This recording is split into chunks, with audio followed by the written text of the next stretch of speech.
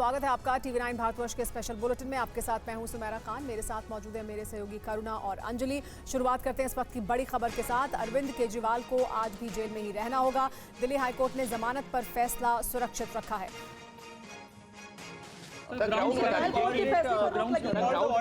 Main ground जो है कि order is परवर्स, relevant material is not considered, irrelevant material is considered, that's the main ground. Hindi में please ground का बता दीजिए, आधार क्या था?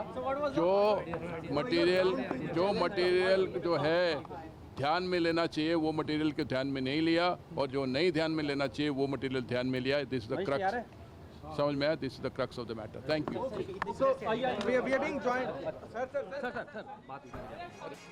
तो हाईकोर्ट ने जमानत पर फैसला सुरक्षित रख लिया है। दोनों तरफ के जो पक्ष थे उन्होंने अपनी अपनी दलीलें सामने रखी हाईकोर्ट के सामने, और उसके बाद सुरक्षित रखा है हाईकोर्ट ने फैसला। लेकिन अब 2 से 3 दिन के बाद आदेश आएगा इस पूरे मामले में, यानी अभी 2 से 3 दिन और अरविंद केजरीवाल को जेल में ही रहना होगा। क्योंकि आज हम लोगों ने ईडी ने कैंसिलेशन ऑफ बेल की एप्लीकेशन दी है, जिसमें स्टे एप्लीकेशन दिया है। वो स्टे एप्लीकेशन की सुनवाई आज हो गई है, कोर्ट ने स्टे दिया है और उसके जजमेंट जो है 2-4 दिन में आ जाएगा। मेन आपने बेल को कैंसिल करने के लिए किया था, उस पर भी सिर्फ नोटिस हुआ है सर? उसमें नोटिस हुआ है, उसकी सुनवाई बाद में होगी। और स्टे पर ऑर्डर कब आएगा सर? वो 2-4 दिन में आना चाहिए। ठीक है, थैंक यू। अभी राजू जो है साफ तौर पर कह रहे हैं कि उनकी तरफ से जो आप सुन रहे थे वकील उनका ये कहना कि जो स्टे ऑर्डर है, क्योंकि स्टे ले लिया है इस पूरे मामले पर ईडी ने कल ही, तब जबकि राउज एवेन्यू कोर्ट से फैसला आया था। जितेंद्र भाटी हमारे साथ लगातार बने हुए। जितेंद्र, हम सुन रहे थे, आप बात कर रहे थे जो वकील हैं उनसे भी, उन्होंने कहा है कि जो स्टे ऑर्डर है यानी जमानत पर जो स्टे है उसका फैसला भी 1-2 दिन में आएगा, और हाईकोर्ट ने फैसला अभी भी सुरक्षित रख लिया है। 2 से 3 दिन में इस पर फैसला आ सकता है। लेकिन क्या मुख्य दलील रखी गई? बिल्कुल, देखिए यहाँ देखो दर्शकों को 2 बात समझानी बेहद जरूरी है। ईडी की तरफ से 2 चीजें कही गई थी। एक तो जो राउज एवेन्यू कोर्ट ने अरविंद केजरीवाल को बेल दी है, यानी कि जमानत दी है, उस पर स्टे की मांग थी। दूसरा जो बेल दी है उसको चैलेंज किया गया, यानी कि उसको खिलाफ आया है। तो जिस पर खिलाफ आए हैं उसको लेकर के उस पर नोटिस इशू हो गया, और जहां तक स्टे की बात थी इस पर कोर्ट ने फैसला सुरक्षित रख लिया, और अगले 1-2 दिन में यानी कि सोमवार या मंगलवार को कोर्ट इस पर फैसला सुनाएगी। तो कुल मिलाकर देखें तो अरविंद केजरीवाल के लिए फौरी तौर पर राहत नहीं है। भले ही उनके पक्ष में मामला है या उनके खिलाफ आए, लेकिन फिलहाल ये तय हो गया है कि जब तक कोर्ट का फैसला नहीं आएगा तब तक उनकी जो रिहाई की प्रक्रिया है, यानी कि जो बेल बॉन्ड भरने से लेकर तमाम रिहाई के आदेश आते हैं वो क्रियान्वयन नहीं होंगे। यानी कि अरविंद केजरीवाल को अगले कई दिनों तक कम से कम तिहाड़ जेल के अंदर ही रहना होगा, और इसी चीज को लेकर के ईडी आई थी। देखिए यही मांग जो है ईडी ने राउज एवेन्यू कोर्ट के सामने भी की थी। जब कल रात को 8 बजे फैसला सुनाया गया था तो वहां पर भी ईडी ने कहा था कि आप इस मामले को भी लागू मत करिए, हमें 48 आवर्स यानी 48 घंटे का वक्त दीजिए। नहीं जितेंद्र दर्शकों को बता दें, दर्शकों को समझा दें, आज जो सुनवाई हुई, आज जो पक्ष रखे गए, तर्क रखे गए, वो स्टे ऑर्डर को लेकर थे और साथ ही उस चैलेंज को लेकर भी। तो स्टे और क्या दोनों मुद्दों पर तर्क रखे गए? आज जो बहस हुई है वो किस मुद्दे पर थी? बिल्कुल, देखिए आज जो भी मुद्दे जो हम लंबी समय से बहस कवर कर रहे हैं उस बात को लेकर के थी कि जो बेल दी गई है उस पर स्टे लगे। स्टे क्यों लगे? स्टे इस चीज़ को लेकर के लगे, एसजी ने बोला था कि उनको सुना नहीं गया। वो बार बार कहते रहे कि उनकी बात रखनी है, लेकिन कोर्ट ने उनको पूरी तरह सुना नहीं। उनसे कहा कि संक्षेप में अपनी बात रख दीजिए, अपनी बात नहीं कह पाए, वहाँ नहीं सुना गया। रिटर्न देना चाहते थे, नहीं हुआ, उसको लेकर के यहाँ आए। और साफ तौर पर देखिए एसजी ने कम से कम 20 से 22 बार कहा कि आदेश विकृत आदेश है, और जिस तरीके से ऊपर की अदालतों ने इस मामले पर नजरिया रखा है, शब्द का इस्तेमाल किया कि परवर्स है यानी विकृत आदेश है। ये आदेश सही नहीं है जो दिया गया राउज एवेन्यू कोर्ट की तरफ से। लेकिन अब अरविंद केजरीवाल को 2 से 3 दिन इंतजार करना होगा, और उसके बाद फिलहाल जो स्टे की मांग की गई है ईडी द्वारा उस पर फैसला कोर्ट द्वारा सुनाया जाएगा। और देखिए इससे जुड़ी एक और बड़ी खबर आपको बताएं। सीएम अरविंद केजरीवाल की पत्नी सुनीता केजरीवाल ने मामले को लेकर केंद्र सरकार पर तानाशाही का आरोप लगा दिया। वहीं संजय सिंह ने इस पूरे मामले को जबरन खींचने का आरोप लगाया। अभी कल ही आपके मुख्यमंत्री को बेल मिली,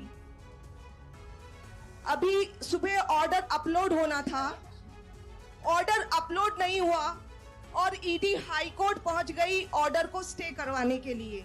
ये तो ऐसे हो गया as if Arvind Kejriwal is the most wanted terrorist of India. देश में तानाशाही इतनी हद पार कर रही है। ईडी के हाईकोर्ट जाने के बाद केजरीवाल की जमानत को लेकर बड़ा झटका लगा। एएसजी ने कहा कि कल 8 बजे आदेश सुनाया गया, आदेश अपलोड नहीं किया गया है। हमें जमानत का विरोध करने का स्पष्ट अवसर नहीं दिया गया। ईडी के रुख के लिए संजय सिंह ने केंद्र सरकार को जिम्मेदार ठहराया है। हम लोग तो पहले से कह रहे हैं कि ये मामला ही पूरा झूठा है, कोई सबूत इनके पास नहीं है, एक पैसे की मनी ट्रेल इनको नहीं मिली है। तो इन बातों को माननीय हाई कोर्ट भी जरूर देखेगा, मैं ऐसा मानता हूं। जल संकट को लेकर दिल्ली सरकार की मंत्री आतिशी का पानी सत्याग्रह शुरू हो गया है। उनके सत्याग्रह में सीएम केजरीवाल की पत्नी सुनीता केजरीवाल और आप सांसद संजय सिंह भी शामिल हुए। स्नेह और आशीर्वाद की उम्मीद करती हूँ। अनशन एक बहुत कठोर और मुश्किल प्रक्रिया होती है, लेकिन मुझे लगता है कि जितना कष्ट दिल्ली वालों को है और जो कष्ट मैं देख रही हूँ, उससे ज्यादा कष्ट ये अनशन मुझे नहीं दे सकता है। जल मंत्री आतिशी का कहना है कि याचना और संघर्ष करके देख लिया, अब उनके सामने सत्याग्रह ही एक रास्ता है। मैं आप सबके आशीर्वाद की कामना करती हूँ और मैं उम्मीद करती हूँ कि हरियाणा सरकार दिल्ली वालों को अपने हक का पानी देगी, दिल्ली के 28 लाख लोगों की प्यास बुझाएगी। इस मौके पर सीएम केजरीवाल की पत्नी सुनीता केजरीवाल और सांसद संजय सिंह भी पहुंचे। उन्होंने हरियाणा सरकार पर 120 क्यूसेक पानी कम देने का आरोप लगाया है। इस बीच दिल्ली में पानी की आपूर्ति कम की जा रही है, लेकिन बीजेपी इसे सियासी हथकंडा मान रही है, पानी की बर्बादी को जिम्मेदार बता रही है। इधर कई इलाकों में जनता पानी के लिए तरस रही है। नीट पेपर लीक में 2 नए किरदारों की एंट्री हुई है। परीक्षा से 5 घंटे पहले चिंटू को मिला था पेपर। चिंटू के मोबाइल पर आया था प्रश्न और उत्तर पत्र। प्रिंटर से निकालकर छात्रों को ये पेपर दिया गया।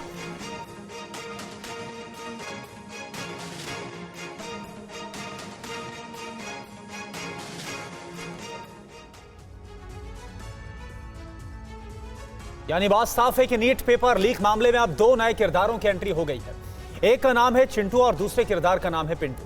पेपर लीक में इन दोनों की भूमिका क्या रही, अब आपको ये बताते हैं। दरअसल अगर बात की जाए दोनों की, तो चिंटू और पिंटू दोनों पेपर लीक के मास्टरमाइंड बताए जा रहे। संजीव मुखिया के करीबी हैं दोनों। अब तक सामने आई जानकारी के मुताबिक चिंटू पिंटू दोनों का घर नालंदा में संजीव मुखिया के गांव के पास है। बताया जा रहा है कि चिंटू के मोबाइल पर ही प्रश्न पत्र 5 मई की सुबह 9 बजे आ गया था, जबकि पिंटू ने प्रिंटर से पेपर निकालकर छात्रों को दिया और रटाया। यानी कि चिंटू और पिंटू इन दोनों का कनेक्शन पेपर लीक के मास्टरमाइंड संजीव मुखिया के साथ है। एक बार फिर से इस पूरे कनेक्शन को जान लीजिए। एक किरदार है चिंटू और दूसरा है पिंटू। इन दोनों के तार सीधे संजीव मुखिया के साथ जुड़े हुए हैं। रुपेश कुमार इस वक्त हमारे साथ जुड़े हैं पूरी जानकारी के साथ। रुपेश, ये चिंटू और पिंटू कैसे इनका किरदार समझ में आ रहा है, इनके इन्वॉल्वमेंट को लेकर और क्या जानकारी सामने आ रही है? ये बहुत बड़े किरदार हैं, बहुत अहम किरदार हैं। नीट पेपर पूरे मामले के, पूरे प्रकरण के सबसे अहम किरदार हैं जो अब तक सामने आए हैं, जिनके नाम संजीव मुखिया का नाम भी सामने आया। संजीव मुखिया अहम है, लेकिन वो फरार है और उसने कोर्ट में एंटीसिपेटरी बेल भी फाइल कर रखी है। चिंटू पिंटू उसके राइट हैंड है और इसी के मार्फत, इसके पहले भी पिछले साल भी 2023 में इन लोगों ने नीट पेपर लीक करने की कोशिश की थी, लेकिन सफल नहीं हुए थे। इस बार नीट पेपर लीक हुआ और मेरठ का भी लिंक इसमें सामने आ रहा है। वहां भी एक सोल्वर गैंग का एक जो सरगना है वो जेल में बंद है और वहां से पेपर लेकर के ये लोग पहुंचे रांची। रांची में 10 मेडिकल स्टूडेंट्स बैठकर पेपर को सॉल्व करते हैं, उसके आंसर तैयार करते हैं और उसके बाद से वो पेपर का आंसर सहित पहुंचता है संजीव मुखिया के पास। संजीव मुखिया नेपथ्य में रहते हुए चिंटू को उनके व्हाट्सएप पर पेपर और उसका आंसर भेजता है। चिंटू पिंटू को ही ये जिम्मेदारी होती है कि सभी लड़कों को लेकर के और पटना के एक प्ले स्कूल के कमरे में सबको छात्रों को बैठा करके और वहीं चिंटू पेपर का प्रिंट लेकर सारे बच्चों को देता है और रात भर रटवाया जाता है और फिर इनकी ये जिम्मेदारी, ये जवाबदेही होती है कि सभी बच्चों को अपनी निगरानी में लेकर के और पहुंचा देना है परीक्षा केंद्र तक। यानी कि चाहे वो सिकंदर हो या फिर अमिता आनंद हो, ये सब एक कड़ी है, लेकिन जिनके पास क्वेश्चन पेपर आया, क्योंकि अभी तक ये सवाल और उसका जवाब मिसिंग था कि क्वेश्चन पेपर कहाँ से आया, किसके पास आया, कैसे इन लोगों ने क्वेश्चन पेपर को लीक किया। क्वेश्चन पेपर आया, उसके बाद क्या हुआ, ये कहानी अब तक आ रही थी, लेकिन अब धीरे धीरे जैसे जैसे पर्द उखड़ने लगे हैं। उसके बाद इस सवाल बिल्कुल, का लेकिन जवाब ये भी- क्वेश्चन पेपर किसके पास आया, कौन लेकर गया छात्रों के पास, कैसे इन्होंने रटवाया, हर एक सवाल बताए गए हैं। इसमें भले नए किरदार, लेकिन ये बहुत ही अहम किरदार इस पूरे मामले के बताया जा रहे हैं। शुक्रिया आपका इस पूरी जानकारी के लिए। आगे बढ़ते हैं। नीट पेपर लीक मामले में जांच कर रही पटना पुलिस को कुछ अहम सुराग भी मिले हैं। सूत्रों के मुताबिक पेपर लीक में यूपी की मेरठ जेल में बंद सॉल्वर गैंग चलाने वाले रवि अत्री का नाम सामने आया है। TV9 के नीट पेपर लीक खुलासे के बाद पटना पुलिस को जांच में कई अहम सुराग मिले हैं। पटना पुलिस के सूत्रों के मुताबिक पेपर के तार यूपी के मेरठ जेल में बंद रवि अत्री से जुड़ रहे हैं। इसमें रवि अत्री के 2 गुर्गों के भी नाम आ रहे हैं। पुलिस के सूत्रों के मुताबिक पटना नालंदा बॉर्डर से पेपर लीक की आशंका है। पेपर लीक में रवि अत्री के साथ उसके 2 गुर्गे अतुल वत्स और संजीव मुखिया के भी शामिल होने की बात सामने आई है। अतुल वत्स बिहार के जहानाबाद का रहने वाला है, जबकि संजीव मुखिया नालंदा का है और फिलहाल फरार है। MBBS का ड्रॉप आउट स्टूडेंट रवि अत्री 2007 में मेडिकल की पढ़ाई करने के लिए कोटा गया था, जहां वो सॉल्वर गैंग के संपर्क में आया था। बाद में वो खुद सॉल्वर बन गया।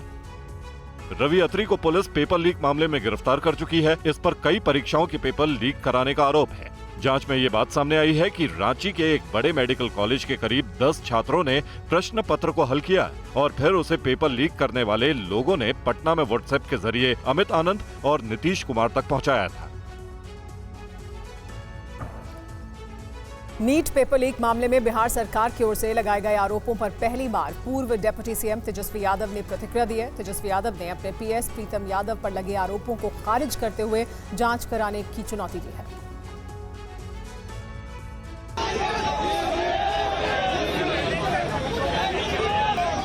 नीट पेपर लीक में गिरफ्तार आरोपियों को पटना के सरकारी गेस्ट हाउस में ठहराने में अपने पीएस प्रीतम यादव की भूमिका को तेजस्वी यादव ने सिरे से खारिज कर दिया। तेजस्वी ने चुनौती देते हुए कहा कि सीएम उनके पीएस पीए जो भी उसको बुलाकर जांच करा ले। पेपर लीक के किंग पिन पर एक्शन होना चाहिए। जांच एजेंसियां उनकी, हम ही कहते हैं मुख्यमंत्री जी को बुला ले मेरे साइड को, अरे चाहे पीए हो पीएस हो कोई हो, बुला करके पूछताछ कर ले कोई अगर बात है तो। लेकिन जो उप मुख्यमंत्री लोग जो सवाल उठा रहे हैं, ईओयू तो आज तक कहा नहीं है इस बात को लेकर के। इस मामले में TV9 भारतवर्ष के खुलासे के बाद गुरुवार को डिप्टी सीएम विजय सिन्हा ने प्रेस कॉन्फ्रेंस कर तेजस्वी यादव के पीएस पर आरोपियों के लिए गेस्ट हाउस में बुकिंग के लिए फोन करने का आरोप लगाया था। विजय सिन्हा ने प्रीतम यादव और गेस्ट हाउस कर्मचारी के बीच हुई बातचीत का कॉल डिटेल भी दिखाया था। और वहीं नीट में कथित पेपर लीक के मामले की जांच की आंच बिहार के डिप्टी सीएम रहे तेजस्वी यादव तक पहुंचती हुई नजर आ रही। खबर यह है कि तेजस्वी के प्राइवेट सेक्रेटरी प्रीतम यादव से पूछताछ की जा सकती है। आर्थिक अपराध इकाई नीट पेपर लीक मामले में तेजस्वी यादव के प्राइवेट सेक्रेटरी प्रीतम कुमार को पूछताछ के लिए दफ्तर में बुलाने के लिए नोटिस भेजने की तैयारी कर रही है। प्रीतम कुमार का कथित पेपर लीक मामले के किंगपिन सिकंदर कुमार यादुवेंदु से सीधे जुड़े होने के कई तथ्य सामने आए हैं। नीट पेपर लीक होने के बाद सिकंदर यादुवेंदु के लिए सरकारी गेस्ट हाउस बुक कराने से लेकर उसकी पोस्टिंग तक में प्रीतम कुमार की भूमिका सामने आ रही है। लिहाजा ईओयू उसे तलब कर पूछताछ करने की तैयारी में है। TV9 भारतवर्ष के खुलासे के बाद उप मुख्यमंत्री विजय सिन्हा ने भी कई तथ्य मीडिया के सामने रखे और उन्होंने सिकंदर के लालू से भी डायरेक्ट कनेक्शन की बात कही थी। तेजस्वी जी अपने आप सचिव प्रीतम कुमार के संदर्भ में स्पष्ट करें कि वो आज भी उनके आप सचिव हैं और गिरफ्तार जेई सिकंदर यादवेंदु के संदर्भ में खुलासा करें। विजय सिन्हा ने यह भी कहा कि यादवेंदु रांची जेल में बंद रहने के दौरान पूर्व मुख्यमंत्री लालू प्रसाद यादव की सेवा में लगे रहते थे। नीट और यूजीसी नेट के मुद्दे पर देश के कई हिस्सों में प्रदर्शन हुआ। आज यूपी में कांग्रेस के प्रदेश अध्यक्ष समेत कई कार्यकर्ताओं को हिरासत में लिया गया। नीट और यूजीसी नेट मुद्दे को लेकर विपक्ष ने सरकार का घेराव तेज कर दिया। यूपी की राजधानी लखनऊ में कांग्रेस कार्यकर्ताओं ने प्रदर्शन किया। यूपी कांग्रेस के अध्यक्ष अजय राय ने सरकार पर तानाशाही के आरोप लगाए। ये पूरी तरीके से तानाशाही है, जो अत्याचार अन्याय हो रहा है उसके खिलाफ हमारे के कार्यकर्ता सड़क पर हैं। हम लोगों ने पूरी तरीके से पूरी ताकत के साथ इसको प्रोटेस्ट किया और योगी मोदी की पुलिस हमें गिरफ्तार कर लिया। बिहार की राजधानी पटना में भी कांग्रेस कार्यकर्ता सड़क पर उतर आए। सरकार पर परीक्षा में धांधली के आरोप लगाते हुए मार्च निकाला।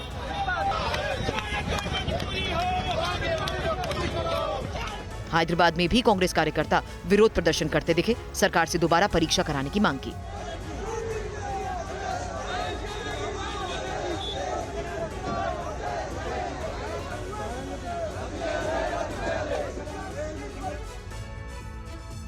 मुंबई के सीएसटी में कांग्रेस दफ्तर प्रेस क्लब के बाहर कांग्रेस कार्यकर्ताओं ने हंगामा किया। नीट परीक्षा रद्द करने और एनटीए बर्खास्त करने की मांग को लेकर कार्यकर्ताओं ने यहां प्रदर्शन किया।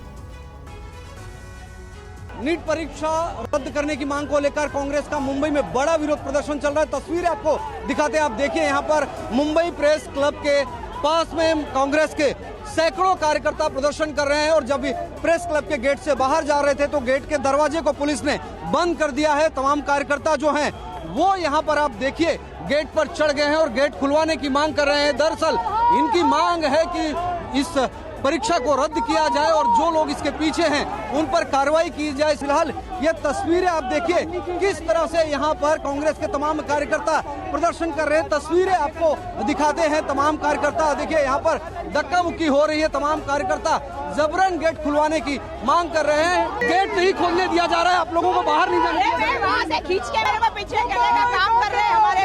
हमारा कहना यह है कि बच्चों को बिल्कुल हुकुमशाही नहीं चलेगी इस देश में। बिल्कुल यहाँ पर आप देखिए किस तरह से वर्षा गायकवाड़ सांसद कांग्रेस पार्टी की अपनी बातें रख रही थी, लेकिन कांग्रेसी कार्यकर्ताओं में रोष है इस बात को लेकर। और वहीं राजस्थान में नीट एग्जाम में धांधली के आरोपों को लेकर कांग्रेस सड़क पर उतरी और जमकर विरोध प्रदर्शन किया। जयपुर में नीट के खिलाफ कांग्रेस ने प्रदर्शन किया। कांग्रेस नेताओं का कहना है कि आरोपी जब खुद पेपर लीक में शामिल होने की बात मान चुके हैं तो अब कोई शक नहीं बचा है। लाखों युवाओं के सपनों का सौदा करने वालों के खिलाफ सख्त कार्रवाई होनी चाहिए। सारे के सारे विरोधी दल ये कह रहे हैं कि आपका नीट का पेपर आउट हो गया।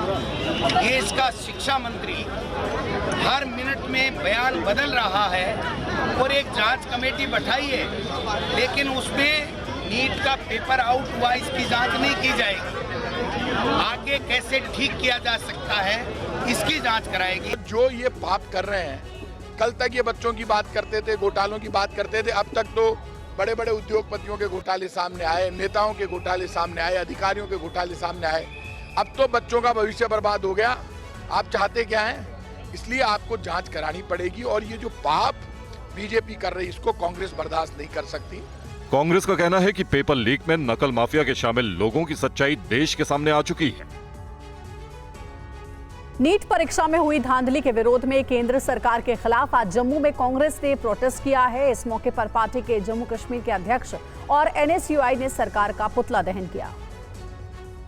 नीट परीक्षा में हुई धांधली को लेकर आज जम्मू में कांग्रेस की तरफ से जोरदार विरोध प्रदर्शन किया जा रहा है। तस्वीरों में आप देखिए कि किस तरीके से यहाँ पर सरकार के खिलाफ जोरदार विरोध प्रदर्शन जो है वो कांग्रेस की तरफ से किया जा रहा है। यहाँ पे पुतला जो है वो यहाँ पर फूंका जा रहा है और तस्वीरों में देखिए कि कितना गुस्सा जो है वो यहाँ पर एनएसयूआई और कांग्रेस के कार्यकर्ताओं में साफ तौर पर देखने को मिल रहा है और लगातार जो विरोध प्रदर्शन है वो किया जा रहा है। बीजेपी उनका पेपर बेचकर कुछ लोगों को नौकरी दे रही है पैसों के दम पे, और जो पढ़ रहे हैं गरीब बच्चे जो पढ़ रहे हैं 10-10 साल से उनके साथ बेगुनाह। सरकार कहती है कि अगर दोषी कोई पाया गया तो उसके खिलाफ सख्त कार्रवाई की जाएगी। होनी ही चाहिए, जिस तरह कांग्रेस के मैनिफेस्टो में था जो भी पेपर लीक करेगा कार्रवाई होगी। ये मैनिफेस्टो में एक लिखा हुआ था युवाओं के लिए और यही चीज का शक था। आकर सबसे पहले इन्होंने ये शुरू किया।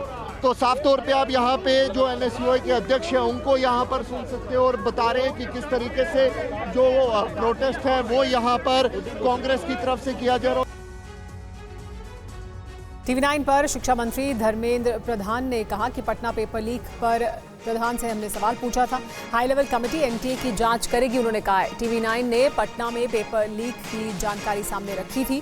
TV9 की ये जानकारी सामने रखने के बाद पटना पुलिस ने एक्शन लिया। TV9 की तरफ से ही ये अहम जानकारी जब सामने रखी गई उस पर एक्शन हुआ था बिहार में, और अब इस पर जब धर्मेंद्र प्रधान से सवाल पूछा गया तो उन्होंने कहा कि गड़बड़ी हुई है कुछ स्थानों पर और रिपोर्ट आने के बाद कड़ी कार्रवाई की जाएगी।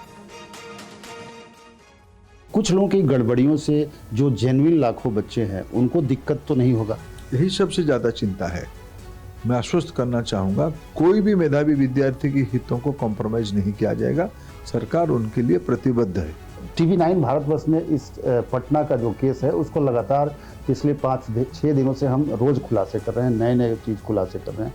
तो आपको आप तक वो चीज़ें कुछ पहुंची है पटना से क्या व्यक्तिगत तौर पे कि आपको जानकारी हो, और जो गेस्ट हाउस कांड हुआ है, जो गेस्ट हाउस बुक किए गए हैं, उसको लेके कुछ जानकारी भी लिखे।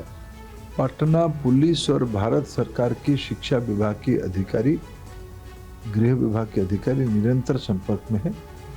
दोनों मिलके इस समस्या की अंत तक पहुंच चुके हैं। एक निर्णायक स्थिति में हम पहुंचे हैं। कार्रवाई भी होगा उनके ऊपर। जो गुनहगार है किसी को छोड़ा नहीं जाएगा। और वहीं यूपी कांस्टेबल भर्ती मामले में भी अगर बात की जाए तो पेपर लीक होने के बाद यूपी में कांस्टेबल भर्ती परीक्षा की जांच में बड़ा खुलासा हुआ है। मामले में EDU टेस्ट नाम की कंपनी को ब्लैकलिस्ट किया गया है। खबर आप लाखों छात्रों के हेड कांस्टेबल बनने का सपना टूटा था। जोरदार प्रदर्शन के बाद सरकार को यूपी में 60,000 से ज्यादा कांस्टेबल की भर्ती परीक्षा को रद्द करना पड़ा। मामले की जांच में SIT जुटी थी। उसने खुलासा किया एड्यूटेस्ट को परीक्षा कराने की जिम्मेदारी दी गई। ट्रांसपोर्ट कॉर्पोरेशन ऑफ इंडिया को पेपर प्रिंटिंग प्रेस से लेकर स्टोर और फिर स्टोर से परीक्षा केंद्र तक ले जाने की जिम्मेदारी दी गई थी। एड्यूटेस्ट कंपनी के लोगों से पूछताछ तक नहीं हो पाई है। कंपनी को ब्लैकलिस्ट कर दिया गया। ये परीक्षा 17 और 18 फरवरी को हुई। 4 महीने बाद इस मामले के सामने आने के बाद कंपनी को ब्लैकलिस्ट किए जाने के बाद आशंका जताई जा रही है कि मामले पर लीपापोती की जा रही है। वहीं दूसरी सबसे बड़ी बात, अब फिर से परीक्षा कब होगी, अब तक कुछ नहीं कहा गया। हालांकि सरकार की तरफ से 6 महीने में परीक्षा कराने का वादा किया गया था। बताया जा रहा है कि अगस्त 2024 तक यूपी पुलिस भर्ती बोर्ड परीक्षा का दोबारा आयोजन कर सकती है। इस संबंध में दिशा निर्देश जल्द जारी किए जाएंगे। अगली खबर का रुख करेंगे। नरेंद्र मोदी के तीसरी बार प्रधानमंत्री बनने के बाद संसद के पहले सत्र के शुरू होने से पहले प्रोटेम स्पीकर की नियुक्ति को लेकर कांग्रेस नाराज है। कांग्रेस ने इसे अब तक की परंपरा के खिलाफ बताया है। 18वीं लोकसभा का पहला सत्र 24 जून से शुरू होगा। इस सत्र में पहले लोकसभा स्पीकर और डिप्टी स्पीकर का चुनाव होगा। इससे पहले कल यानी गुरुवार को राष्ट्रपति द्रौपदी मुर्मू ने संविधान के आर्टिकल 95(1) के तहत उड़ीसा के कटक से बीजेपी सांसद भर्तृहरि मेहताब को प्रोटेम स्पीकर नियुक्त किया। भर्तृहरि मेहताब संसद में नव निर्वाचित सांसदों को शपथ दिलाएंगे, लेकिन अब इसको लेकर सियासत तेज हो गई है। प्रोटेम स्पीकर के चयन को लेकर कांग्रेस नाराज है। अब तक की परंपरा के मुताबिक प्रोटेम स्पीकर सदन का सबसे वरिष्ठ सांसद होता है। कांग्रेस के सुरेश और बीजेपी के वीरेंद्र कुमार 18वीं लोकसभा में सबसे ज्यादा 8 बार के सांसद हैं। वीरेंद्र कुमार मोदी सरकार में मंत्री बनाए गए हैं। ऐसे में परंपरा के मुताबिक कांग्रेस के सुरेश को प्रोटेम स्पीकर बनाया जाना चाहिए था। कांग्रेस ने इसे परंपरा के खिलाफ बताया है। उड़ीसा के भर्तृहरि मेहताब 6 बार बीजेडी और 1 बार बीजेपी से सांसद चुने गए। प्रोटेम स्पीकर की नियुक्ति के बाद मोदी सरकार लोकसभा के स्पीकर के चयन को लेकर आम सहमति बनाने की कोशिशों में जुटी है। प्रोटेम स्पीकर नियुक्त किए जाने पर कांग्रेस नेता जयराम रमेश ने कहा कि भर्तृहरि मेहताब को प्रोटेम स्पीकर बनाकर सरकार ने संविधान का अपमान किया है। भर्तृहरि मेहताब को, जिसका 7वां टर्म है, 6 टर्म उनका बीजेडी का है और अभी 7वां टर्म बीजेपी का है, उनको नियुक्त किया जाता है। तो इसके मुझे समझ में नहीं आता है। पर मेरे मन में 2 विचार हैं। एक तो यह है कि ये टकराव की राजनीति है। ये बुलडोजर की राजनीति की मानसिकता से ये हटे नहीं है। पहले दिन से ही टक्कर लेना चाहते हैं, दिखाना चाहते हैं कि हम हुकूमत में हैं, हम चलाएंगे। हालांकि जनादेश प्रधानमंत्री के खिलाफ है। व्यक्तिगत उनकी हार हुई है, नैतिक हार हुई है, राजनीतिक हार हुई है। अभी वो श्री 400 नहीं है, वो श्री 240 है। 1/3 प्रधानमंत्री हैं, पर बुलडोजर की राजनीति है, बुलडोजर की मानसिकता है। तो जो मैं कहूँगा वही सही। तो 7वें टर्म के सांसद को स्पीकर प्रोटेम बना दिया है और जो 8वां टर्म है कोड़ीकेन सुरेश जी, उनको नजरअंदाज किया गया। और वहीं प्रोटेम स्पीकर विवाद पर बोले किरण रिजिजू। कांग्रेस के आरोपों पर किरण रिजिजू का जवाब सामने आया। जनता ने सरकार और विपक्ष को अलग अलग भूमिका दी है। किरण रिजिजू का यह बयान कांग्रेस जनता को गुमराह ना करे। प्रोटेम स्पीकर अस्थायी होता है, यह कहा गया किरण रिजिजू की। मुझे शर्म आता है कि कांग्रेस पार्टी इस तरह का बातें करते हैं। सबसे पहले तो प्रोटेम स्पीकर को लेकर के उन्होंने मुद्दा बढ़ाया। पहले तो एक पोस्ट किया, ट्वीट किया, बाद में इसको पूरा देश भर में इन्होंने एक मुहिम बना दे इसको।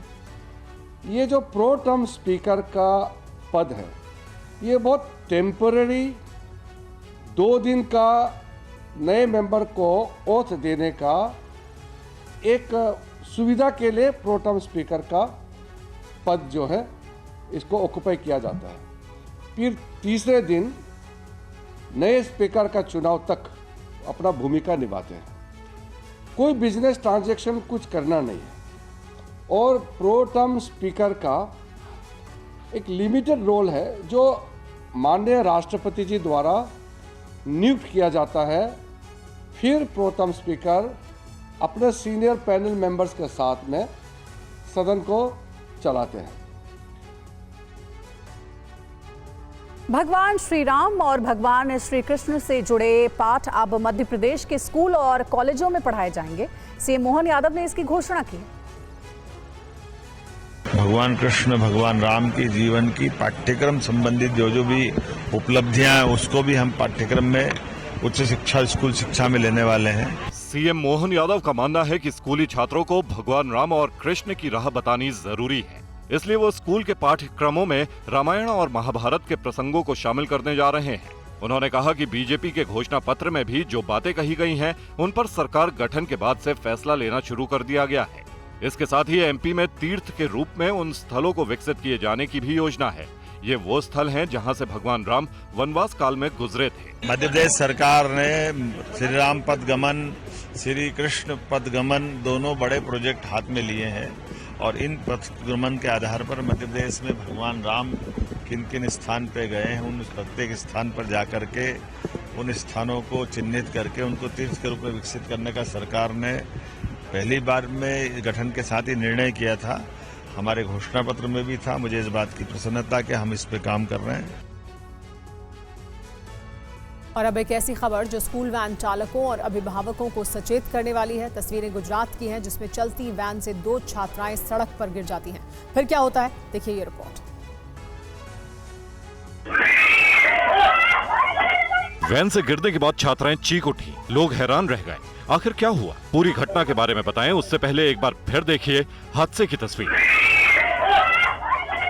सीसीटीवी फुटेज की तस्वीरें गुजरात के वडोदरा की बताई जाती है। सोशल मीडिया पर ये तस्वीरें वायरल हैं, जिसमें आप देख सकते हैं कि सोसाइटी की सड़क खाली होती है, इतने में एक स्कूल वैन गुजरती है और फिर चीखें सुनाई देती हैं। चीखों के बाद लोगों की नजर इन छात्राओं पर पड़ती है जो स्कूल वैन से अपने बस्ते समेत गिरी। दोनों को काफी चोटें आई। काफी देर तक वो सड़क पर रोती रही। आसपास के लोगों ने शोर किया, जिसके बाद वैन वाले वापस लौटे। इतने में देखिए दोनों छात्राओं ने हिम्मत करके एक दूसरे को सहारा दिया। वैन में सवार कई छात्राएं अपने सहपाठी को देखने पहुंची। गनीमत रही कि सड़क पर पीछे से कोई गाड़ी नहीं आ रही थी। वैन की रफ्तार भी सोसाइटी होने की वजह से कम थी। चलती वैन से बच्चे कैसे गिरे, इस पर कई सवाल खड़े हैं। क्या बच्चों की गलती से गाड़ी के दरवाजे का लॉक खुला या फिर गाड़ी वाले ने ठीक से लॉक बंद नहीं किया था? बहरहाल हादसा टल गया, लेकिन ये घटना सचेत करने वाली है।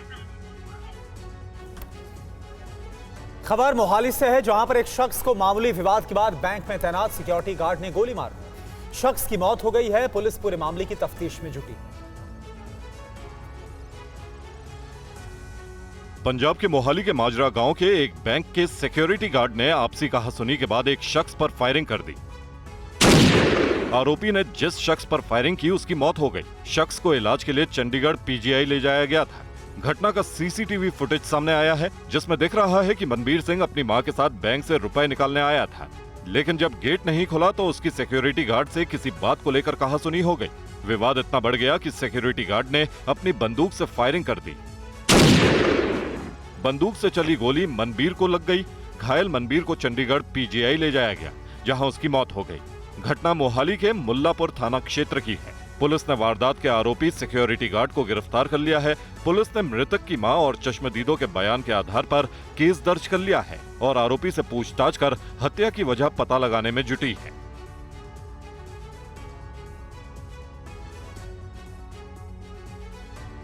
खबर महाराष्ट्र से है। महाराष्ट्र के सोलापुर में एक पटाखा फैक्ट्री में आग लगने से कई धमाके हुए। राहत की बात यह है कि हादसे में कोई हताहत नहीं हुआ है। धमाके की ये तस्वीरें महाराष्ट्र के सोलापुर की हैं, जहां जिले के बार्ची में एक पटाखा फैक्ट्री में आग लग गई। फैक्ट्री में आग लगने के बाद हुए धमाकों से आसपास का इलाका दहल गया और लोग दहशत से भर गए। हालांकि राहत की बात यह रही कि इन धमाकों में किसी के हताहत होने की खबर नहीं है। घटनास्थल पर आग लगने के कारणों की छानबीन की जा रही है। पुलिस के मुताबिक सोलापुर की बार्शी तहसील के एक गांव में यूनुस मुलानी नाम के शख्स की पटाखा बनाने वाली फैक्ट्री है। इस फैक्ट्री में 15 महिला मजदूर काम करती हैं। लेकिन आज वट पूर्णिमा की छुट्टी के चलते ये महिलाएं काम पर नहीं आई थी, इसलिए फैक्ट्री बंद थी। दोपहर करीब 12 बजे अचानक फैक्ट्री में विस्फोट हुआ और आग लग गई। जानकारी के मुताबिक फैक्ट्री में पटाखे बनाने का सामान था, इसलिए देखते ही देखते आग ने पूरी फैक्ट्री को अपनी जद में ले लिया। आग लगने से फैक्ट्री में लगातार कई धमाके हुए। मामले में पांगरी थाने की पुलिस आगे की कार्रवाई कर रही है।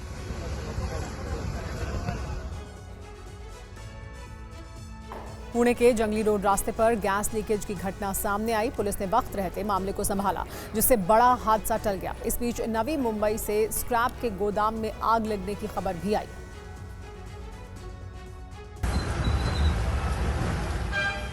ये आग नवी मुंबई के तलोजा में लगी। तलोजा टोल नाके के पास लगी आग से अफरा तफरी मच गई।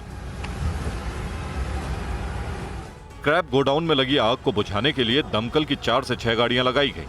इस घटना में किसी के हताहत होने की खबर नहीं है। आग लगने के कारणों की जांच की जा रही है। इधर पुणे में जंगली रोड रास्ते पर गैस लीकेज की घटना सामने आई। गैस लीकेज महसूस होने पर लोगों को सांस लेने में तकलीफ होने लगी, जिससे इलाके से लोगों को हटाया गया। गैस लीकेज की यह घटना एक होटल के पास हुई। पुलिस ने एहतियातन तत्काल आवागमन रोका और दमकल को बुलाया। काफी देर बाद गैस लीकेज पर काबू पाया गया, जिसके बाद एक बड़ा हादसा टल गया। कारणों की जांच की जा रही है।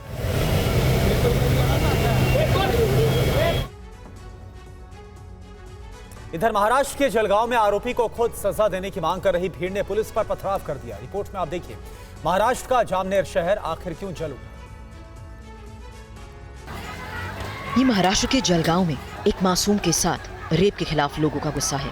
हिंसा के बाद जलगांव के जामनेर शहर में हालात तनावपूर्ण हो गए। लोगों के पथराव में करीब 10 पुलिसकर्मी घायल हुए हैं। भीड़ ने कई जगहों पर आगजनी की और एक पेट्रोल पंप को भी जलाने की कोशिश की। लोगों का गुस्सा इस बात को लेकर था कि उन्होंने पुलिस से रेप के गिरफ्तार आरोपी को सौंपने की मांग की। लोग आरोपी को खुद ही सजा देना चाहते थे। पुलिस ने लोगों को काफी समझाने की कोशिश की, लेकिन लोग कुछ भी सुनने को तैयार नहीं थे। इस परिस्थिति में कुछ असामाजिक लोगों ने इस संवेदनशील परिस्थिति का फायदा लेते हुए पुलिस स्टेशन पर पथराव किया। अबाउट 5-7 मिनट में पुलिस की जो पूरी यंत्रणा थी, वहाँ पर पुलिस के एसपी हो, एडिशनल एसपी हो और पूरी जो सीनियर पुलिस अधिकारियों की टीम थी, उन्होंने मिलकर इस पूरे घटनाक्रम में पूरी परिस्थिति में मतलब नियंत्रण लाने की पूरी कोशिश की। पुलिस ने एफआईआर दर्ज कर ली है। मामले में 10 लोगों को पकड़ा गया। सीसीटीवी फुटेज के जरिए बाकी आरोपियों की तलाश जारी है। तनाव को देखते हुए जलगांव में भारी संख्या में पुलिस बल तैनात है। चंडीगढ़ में मंदिर के अवैध निर्माण को तोड़े जाने को लेकर हंगामा हुआ है, जिसमें पुलिस को हल्का बल प्रयोग भी करना पड़ा।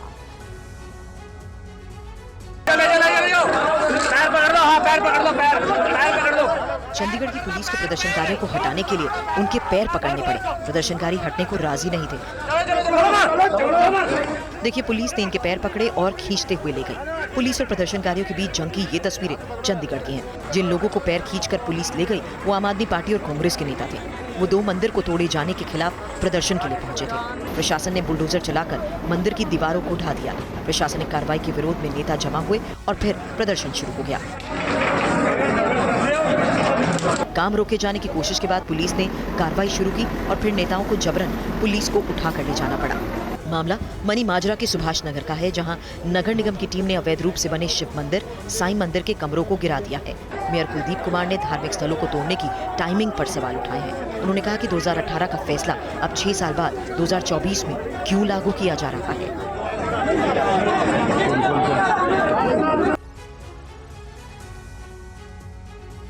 तमिलनाडु में जहरीली शराब कांड पर राजनीति शुरू हो गई है। विपक्ष ने मामले की सीबीआई जांच की मांग की है। जहरीली शराब पीने की वजह से 25 लोगों की मौत हो गई।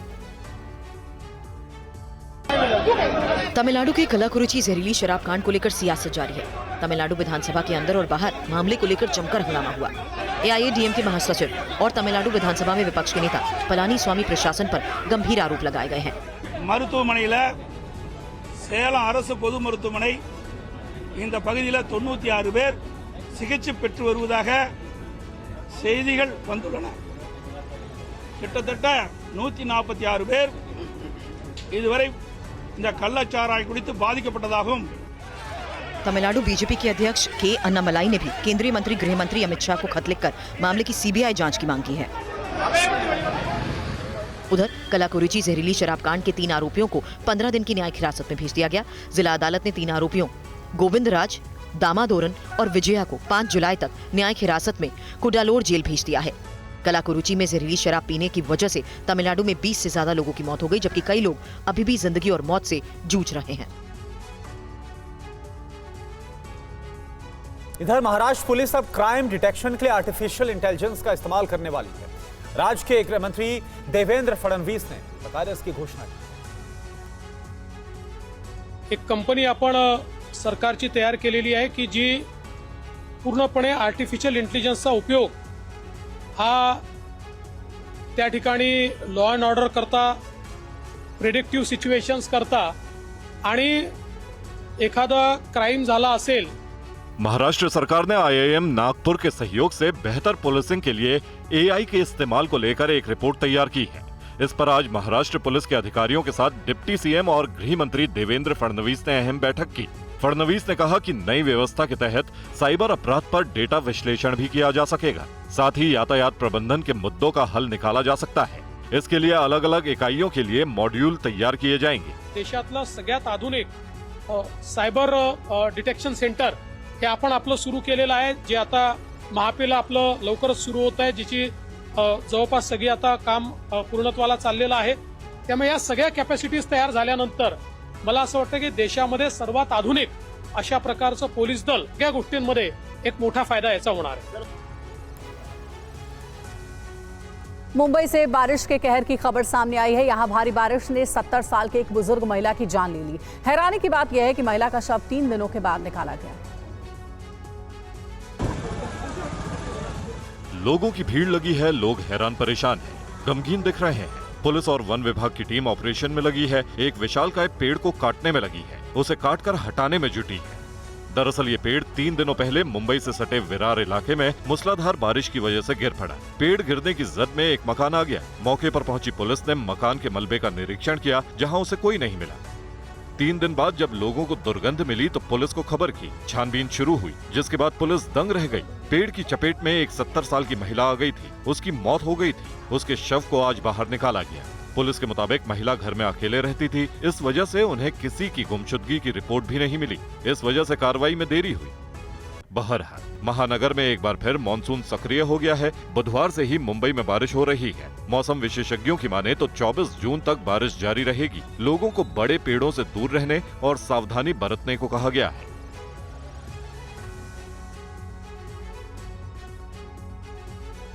जानलेवा गर्मी के लंबे दौर के बाद आज दिल्ली एनसीआर में झमाझम बारिश हुई। बेसब्री से बारिश का इंतजार कर रहे दिल्ली वालों को इससे बड़ी राहत मिली है। दिल्ली पर आज आसमान मेहरबान हुआ। झमाझम बारिश ने दिल्ली वालों को गर्मी और लू से राहत दी है। सुबह से ही हल्के बादल छाए थे। दोपहर होते होते बरसात शुरू हुई। थोड़ी देर में ही पूरे दिल्ली एनसीआर क्षेत्र को सराबोर कर दिया। राष्ट्रीय राजधानी क्षेत्र के कई हिस्सों में बारिश हुई। विजिबिलिटी कम होने से गाड़ियों को लाइट्स जलाकर चलना पड़ रहा था। तस्वीर दिल्ली में नॉर्थ ब्लॉक की है, जिसमें केंद्र सरकार के वित्त मंत्रालय सहित कई महत्वपूर्ण मंत्रालय काम करते हैं। बारिश के बाद पूरा नॉर्थ ब्लॉक तरबतर हो गया। राष्ट्रपति भवन और इंडिया गेट को जोड़ने वाला कर्तव्य पथ बारिश के बाद बेहद खूबसूरत नजर आ रहा है। मौसम सुहावना हुआ तो सैलानियों की भी बाँछें खिल गई। कई दिनों से तप रही सुप्रीम कोर्ट की खूबसूरत इमारत भी बारिश के बाद निखर गई। पूरा सुप्रीम कोर्ट कैंपस बारिश से तरबतर हो गया। दिल्ली की अकबर रोड में भी बारिश के बाद सुकून नजर आया। दिल्ली ने इस बार पिछले 74 साल में गर्मी का सबसे लंबा दौर देखा। सफदरजंग स्थित मौसम विभाग ने लगातार 39 दिनों तक 40 डिग्री के ऊपर तापमान रिकॉर्ड किया। जलाने वाली इस गर्मी के बाद आज की बरसात राहत और सुकून लेकर आई। और वहीं टीवी 9 संवाददाता अंजू निर्वाण ने दिल्ली में बारिश के दौरान लोगों से बात की। लोगों ने कहा कि बारिश ने चिलचिलाती धूप से बड़ी राहत दी है। आप देखिए। पूरा भारत झुलसा देने वाली गर्मी से अब तक परेशान था, लेकिन आपको बता दूं कि दिल्ली एनसीआर में आज मूसलाधार बारिश हो रही है। आपको मैं दिखाना चाहूंगी कि इस वक्त मैं दिल्ली के इंडिया गेट के पास मौजूद हूं और यहां पर आप देख सकते हैं बारिश का जो नज़ारा है वो यहाँ पर आप देखिए।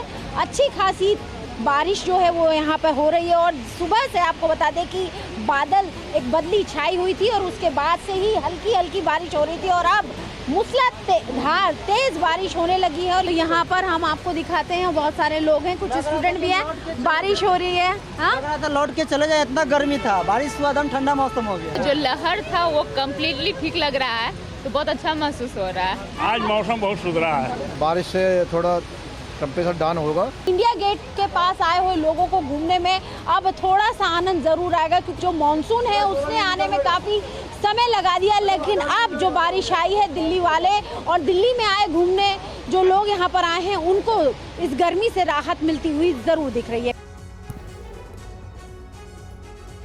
मेक इन इंडिया का असर दिखने लगा है। भारत अब हथियारों का निर्यात करने वालों की लिस्ट में आ चुका है। ये रिपोर्ट देखिए। बेशक भारत अब तक दुनिया में सर्वाधिक हथियार खरीदने वाले देशों में रहा, लेकिन बीते कुछ सालों में मेक इन इंडिया से अब वे निर्यात करने वाले देशों में शुमार हो चुका है। भारत का स्वदेशी हथियारों का व्यापार 2023-24 में रिकॉर्ड 21,083 करोड़ रुपए तक पहुंच गया। भारत दुनिया का 23वां सबसे बड़ा हथियार निर्यातक देश बन गया है। भारत करीब 85 देशों को हथियार निर्यात कर रहा है। आंकड़ों के मुताबिक भारत में बने हथियारों की डिमांड भी बहुत तेजी से बढ़ रही है। पेरिस में यूरोसाटरी 2024 डिफेंस शो चल रहा है। उसमें भारत के स्वदेशी हथियार जिसमें Netra airborne early warning and control aircraft और पिनाका मल्टीबैरल रॉकेट लॉन्चर सिस्टम शामिल है। आंकड़े बताते हैं कि 2013-14 की तुलना में पिछले 10 वर्षों में रक्षा निर्यात में 31 गुना वृद्धि हुई है। भारतीय कंपनियां कई स्वदेशी प्रणालियों के लिए वैश्विक ग्राहक ढूंढने में सक्षम रही, जिनमें आर्मेनिया, फिलीपींस भी शामिल है। आर्मेनिया ने अजरबैजान के साथ चल रहे तनाव को देखते हुए पिनाका सिस्टम खरीदा। वहीं फिलीपींस ने भी चीन के साथ चल रहे तनाव को देखते हुए भारत से ब्रह्मोस मिसाइल सिस्टम खरीदा है। पाकिस्तान के खुर्रम में बड़ा आतंकी हमला हुआ है। सुरक्षा बलों को आतंकियों ने निशाना बनाया। सुरक्षा बलों की गाड़ी के पास धमाका हुआ जिसमें 4 लोगों की मौत हो गई। आतंकियों ने धमाके के बाद ताबड़तोड़ फायरिंग भी की। ये घटना पाकिस्तान के खुर्रम में हुई है। इस पर और ज्यादा जानकारी के लिए TV9 भारत पर संवाददाता गुलाम अब्बास पाकिस्तान से हमारे साथ जुड़ गए।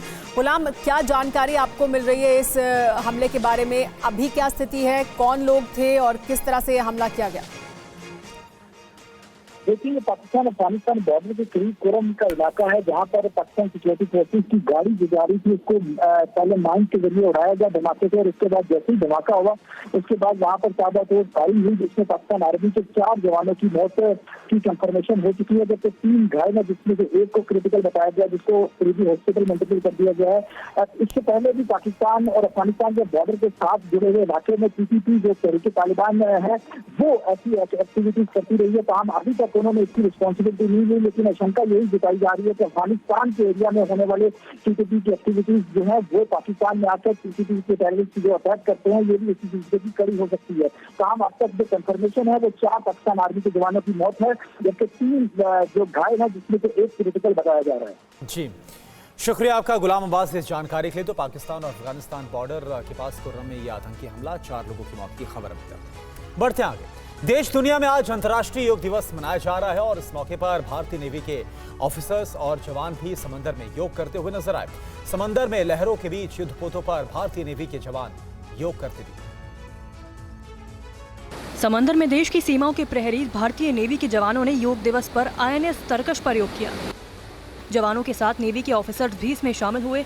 समंदर की लहरों को चीरते हुए आगे बढ़ रही INS तरकश पर नेवी के जवान योग कर पूरी दुनिया को योग की अहमियत का संदेश देते दिखाई दिए। तरकश पर नौसैनिक सूर्य नमस्कार सहित योग के कई आसन करते नजर आए। दूसरी तस्वीर भी भारतीय नेवी की है। INS तेग पर भी भारतीय नेवी के जवानों ने योग किया। जवानों ने योग की शुरुआत प्राणायाम से की। तीसरी तस्वीर समंदर में देश की सुरक्षा के लिए तैनात INS तेग की है। तेग पर भी बीच समंदर में नेवी के जवानों ने योग किया। बीच समंदर में भारतीय नेवी के जवानों ने इस योगाभ्यास से सभी का ध्यान अपनी ओर खींचा। इसके साथ पूर्वी लद्दाख में हजारों फीट की ऊंचाई पर कड़ाके की ठंड में भी सेना के जवान योग करते नजर आए। इसके साथ सेना के जवानों ने उत्तरी सीमा पर हांड मास जमा देने वाली ठंड में भी योग करके अपना जोश दिखाया। योग दिवस पर सेना के योग के एक दिलचस्प तस्वीर भी देखने को मिली। उधमपुर में एनडीआरएफ की 13वीं बटालियन के जवानों के साथ उनका हर ऑपरेशन में बराबर का साथ देने वाली स्पेशल ट्रेन डॉग भी योग करते नजर आए।